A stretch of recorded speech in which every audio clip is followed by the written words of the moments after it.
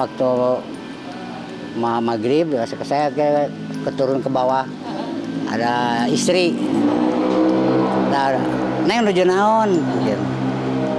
Tengah liuk, wih deui tos teu aya gitu. Iya, wanita panjang rambutnya. Emang percaya ada. Mitos di sini kan apa sih namanya, berhubungan dengan Nyi Endit ya. Menurut legenda Nyi Endit itu janda kaya raya. Ada kakek-kakek datang, akhirnya dia bikin sumpah dengan menancapkan tongkat ya. Berubah jadi situ ini. Sebelum kisah ini dimulai, ada satu hal yang harus kamu lakukan. Tombol subscribe. Aku akan menghitung sampai 3. 1, 2.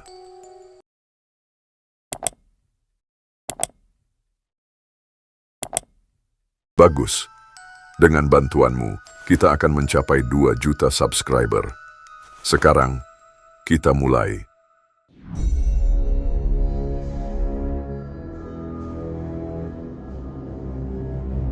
Datang ke Garut membawa tim ganjil misteri untuk menguak sisi mistik Situ Bagendit. Danau yang sangat luas dan menyimpan banyak cerita mistis. Konon danau terbentuk dari sebuah cerita legenda seorang wanita kaya yang dikutuk ampuh dari seorang kakek sakti. Kutukan itu ditujukan pada Nyai Endit, janda kaya raya yang amat sangat kikir. Cerita tutur meyakini Nyai Endit inilah yang kemudian berubah menjadi lintah raksasa sebesar kasur yang menjadi penghuni Situ Bagendit. Tapi benarkah? Selain lintah raksasa, banyak penghuni gaib yang hingga kini masih sering menampakkan diri. Siapa perempuan cantik berkebaya hijau yang sering dilihat warga? Jangan dulu berlalu, masih akan banyak keganjilan yang terjadi di sini. Dan jangan lupa subscribe, like, komen, dan share, agar tak ada yang terasa ganjil di sekitar Anda.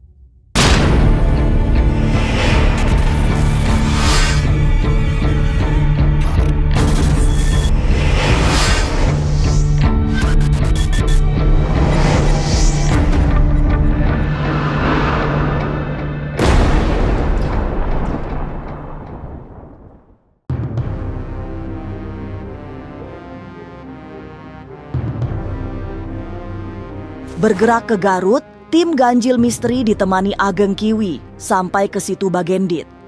Suasana mistis yang pekat menyambut tim ganjil misteri. Air situ yang tampak dipenuhi tanaman air justru memunculkan hawa metafisika yang sangat kuat. Sebagai selebriti yang memiliki kepekaan batin, Ageng Kiwi juga langsung bisa merasakan ada banyak sosok tak terlihat yang menyambut. Dengan ketajaman mata batinnya pula, Ageng Kiwi bisa mengenali sosok lintah raksasa yang identik dengan Bagendit. Dan kalau ini sebenarnya apa ya, masih banyak penunggunya di sini nih. Dalam artian punggawa-punggawa itu masih ada di sini gitu. Kalau kita boleh melihat, emang ada sosok ikan raksasa di sini. Ikan raksasanya gede banget, hampir sekempol saya ya, ikan raksasa. Terus juga saya melihat ada belut-belut banyak banget. Terus ada sosok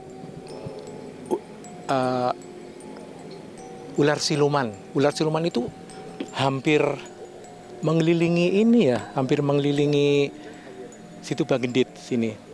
Hampir saking gedenya gede banget. Tapi nggak apa-apa karena ini memang yang bisa lihat hanya orang-orang tertentu. Perlahan, Ageng Kiwi menuruni sisi situ yang sunyi. Banyak enceng gondok tumbuh liar di tepian danau. Tapi di balik tanaman air itu, tersimpan banyak sosok gaib yang bisa dilihat oleh ketajaman batin. Bismillah.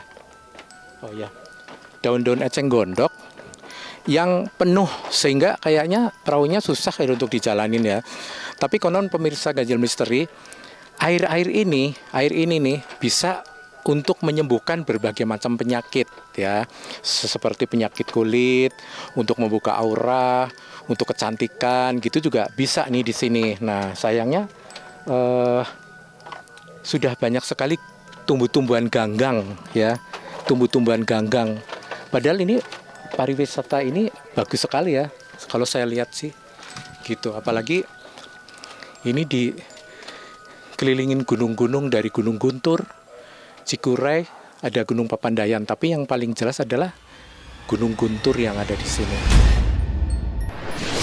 Tidak hanya melihat banyak sosok gaib yang menghuni situ Bagendit, Ageng Kiwi juga menengarai sejumlah hal. Salah satu yang menarik adalah berlimpah harta yang ikut tenggelam di dasar danau. Ia meyakini harta benda yang serba mewah itu milik Nyai Endit yang mengendap ribuan tahun silam yang ikut dikutuk oleh seorang kakek sakti. Bahkan lewat teropong mata batinnya, tongkat kakek yang menenggelamkan kekayaan Nyai Endit masih berada di tengah situ tersebut. Konon yang bisa mengambil hanya tokoh yang kesaktiannya bisa melebihi sang kakek. Saya akan melihat secara spiritual sebetulnya di sini nih ada apa saja gitu ya, pemirsa Ganjil Misteri. Sebentar.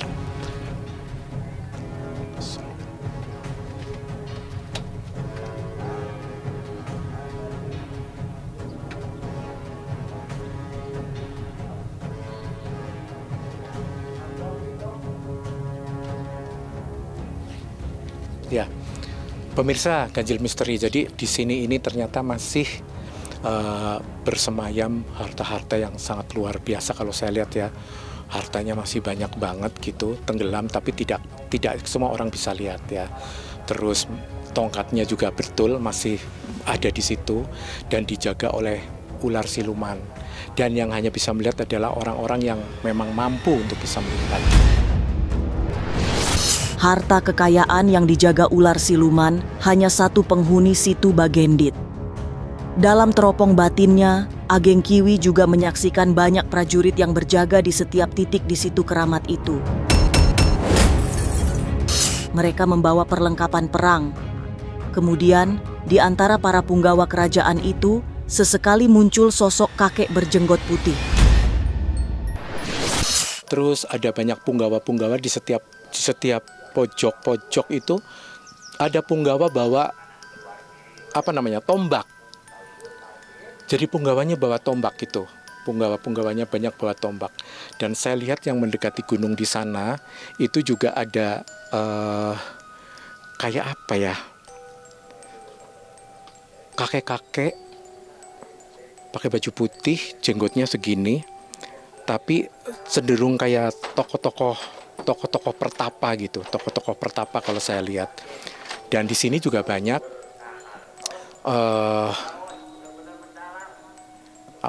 kayak aul. Aul itu kayak serigala yang kepalanya manusia. Serigala kepala manusia. Itu lolongannya itu bisa yang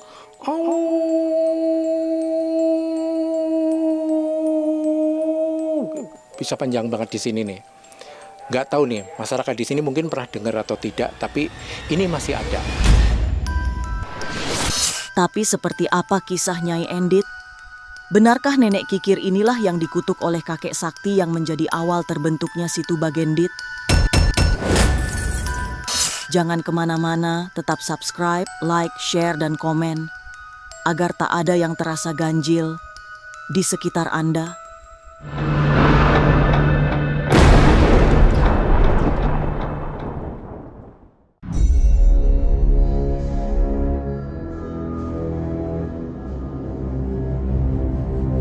Datang ke situ Bagendit Garut, yang segera terasa adalah suasana mistis. Apalagi saat ini sudah agak jarang orang berkunjung untuk berwisata ke sana. Danau yang ada di lahan seluas 125 hektar itu memang penuh dengan cerita metafisika. Bagendit konon terbentuk akibat sebuah kutukan seorang kakek sangat sakti yang sedang kehausan. Kebetulan yang ditemukan adalah rumah Nyai Endit yang dikenal kikir. Dari kutukan kakek sakti itulah rumah Nyai Endit berubah menjadi danau yang sangat luas. Semua kekayaan sang Nyai ikut tenggelam. Mitos di sini kan berhubungan dengan Nyai Endit ya. Dulunya katanya sih, menurut legenda Nyai Endit itu janda kaya raya ya. kemudian tapi negatifnya dia pelit ya, pelit banget. Terus ada kisah yang ada kakek-kakek datang, kehausan, kebetulan kehausan, ngetok-ngetok pintu rumah Nyindit, kemudian Nyinditnya setelah dibukakan oleh Nyindit, kemudian dia minta air tapi tidak diberi kan. Akhirnya dia bikin sumpah dengan menancapkan tongkat ya. Akhirnya berubah jadi situ ini. Para tetua di Garut mengenal Situ Bagendit sebagai tempat keramat. Tempat tersebut dijaga oleh siluman lintah berukuran sangat besar. Saking besarnya, penduduk setempat hanya bisa menggambarkannya sebesar kasur. Konon, lintah besar itu merupakan jelmaan Nyai Endit yang kikir. Jadi kemunculannya sangat dihindari karena bisa membawa sial. Dan hanya orang yang memang sial yang bisa melihat secara kebetulan. Yang paling santer sih ya, ini apa sih namanya, lintah raksasa ya, segede kasur. Kemudian selebihnya sih kayak penampakan perempuan sih. Kalau orang Sunda bilang kan kawenehan ya, kawenehan tuh apa ya, kebetulan gitu ya. Jadi datangnya tuh nggak saban ini gitu. Kawenehan sih istilahnya, kan besar ya. Kalau Nyindit kan berubahnya jadi lintahnya itu. Situ Bagendit, dan kalian gak asing mungkin yang udah sering ke Garut. Terus di sini teman-teman, kisah mistisnya tuh yang benar-benar bikin merinding. Ada penampakan lintah raksasa. Selain itu ada juga ikan yang benar-benar gede banget katanya sebagai penunggu di wilayah sini. Situ Bagendit memang tidak hanya identik dengan lintah besar seukuran kasur. Banyak makhluk tak kasat mata yang menghuni alam gaib di sana. Sekarang ini, yang paling sering muncul adalah sosok perempuan cantik berkebaya hijau. Banyak orang yang mengakui ditemui sosok ini. Tapi anehnya, jika perempuan berkebaya itu disapa, langsung menghilang. Paling perempuan sih ya, kalau malam-malam gitu. Ada sosok perempuan tiba-tiba ngilang kalau dipanggil gitu. Sering sih, penduduk di sini juga beberapa kali sering ini. Tapi sosok perempuan menyerupai perempuan. Pakai baju kebaya warna hijau kayak begitu.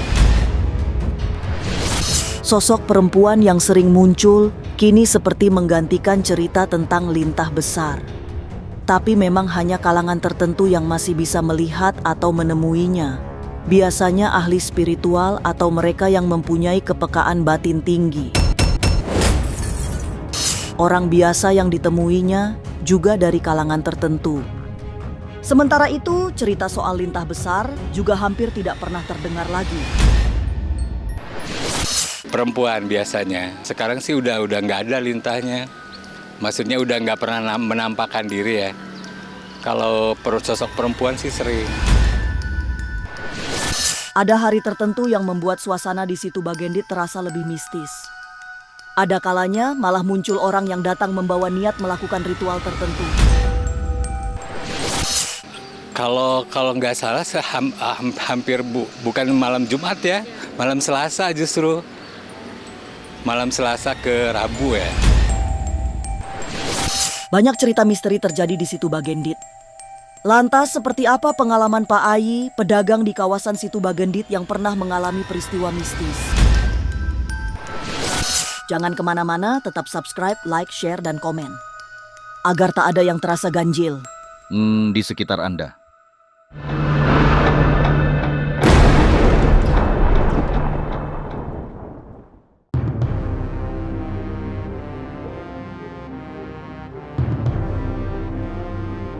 Memang, Situ Bagendit bukan tempat biasa.